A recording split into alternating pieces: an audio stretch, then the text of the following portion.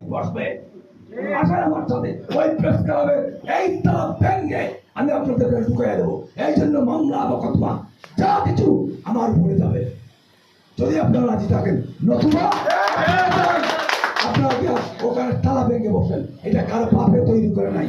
এই জায়গাটা পৌরসভা দিয়েছে পুতুল মিয়া সাহেবের মাধ্যমে, আর সম্ভবত জায়গার প্রথম মালিক সোনাপুরের ওনারাই ছিলেন। ওরা সম্ভবত হাফিজা খাতুন এনামুল্লাহ সাহেবের মায়ের নাম, পৌরসভার স্কুলের সম্পত্তি, এই প্রেস ক্লাব ওনাদের সম্পত্তি ছিল।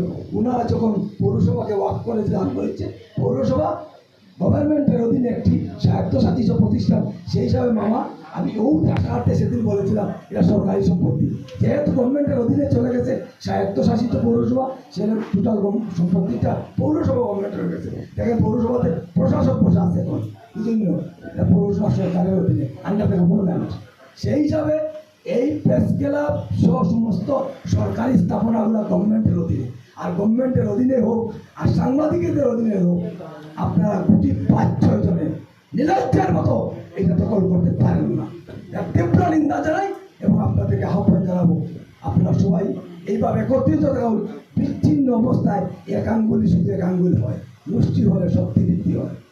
এই মুষ্টিবদ্ধ অবস্থা মামা আছেন এইখানে, আরও অনেক এই মুরব্বী একজন আছেন, আর ওই আমার জাফর ভাই, তারপরে আমার মামুদ ভাই, এরাও আমার সিনিয়র, অনেক সিনিয়র লোক আছেন।